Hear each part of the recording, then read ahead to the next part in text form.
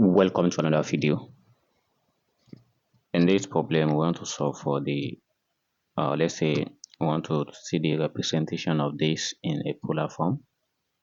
And given this, we have z equals to, so by comparing, we have x plus iy. So as y here is a complex variable, so x is the real part and y is the imaginary part.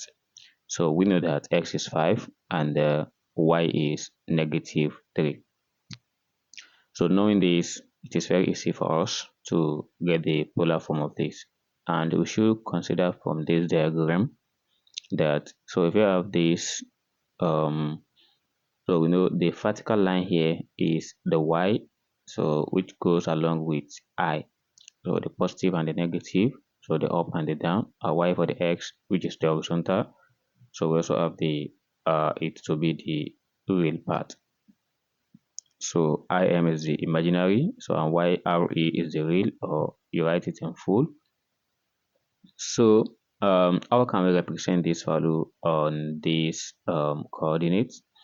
So we know that x which takes negative, so it must be around here as -5 for the negative x.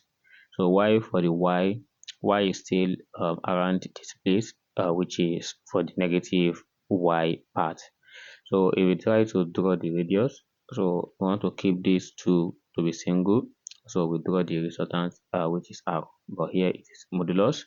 So between these two, we have an angle, and so these three can still appear here because the opposite action and reaction are equal. So these three we also find here. So we have 5 and we have this r to be the modulus. So the reason for this is if you want to get the polar form of this, we need to know the value of r, so which is the radius. And considering the absolute of x, so it's known as root of x squared plus y squared, and which everything is still r. So that is absolute of z is still r.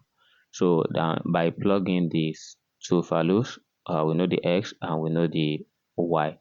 Then we have the root of -5 raised to the power 2 plus we have -3 square.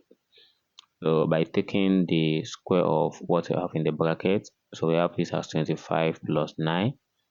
So these two amounts to the root of 34. That is the value of r. So r is just like the resultant, so which keep the two values of the complex to be variable. And we should note that we have arg of z, which is the argument of z, so it's giving us the tan theta as well, which is equals to y divided by x. And so to obtain the theta, we are going to take the inverse of tan of both sides, then we have tan inverse of y divided by x. So then the value of y and x, so by plugging in this, so we know that the y here from the above is -3 and x is 5.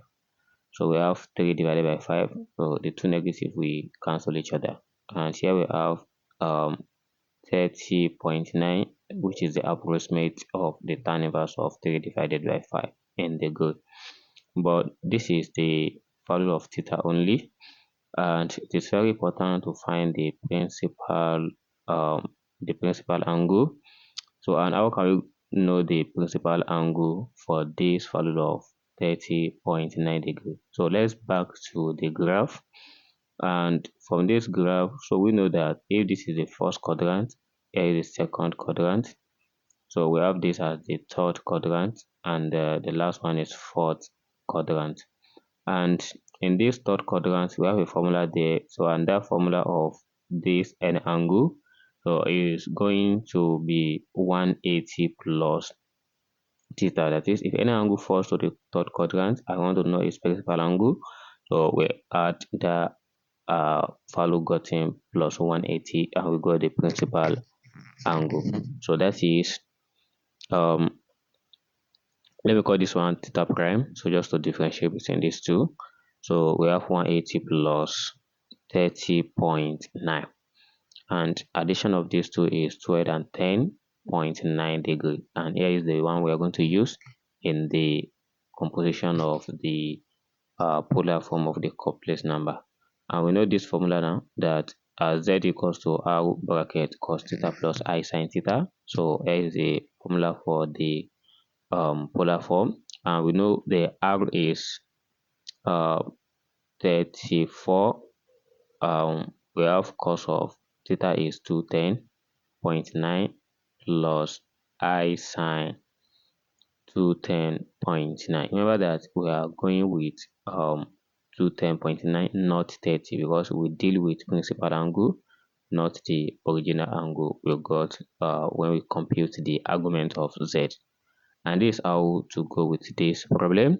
So it's just simple as that, and it is applicable for all different values of this we are given. Thanks for watching, and don't forget to subscribe to this channel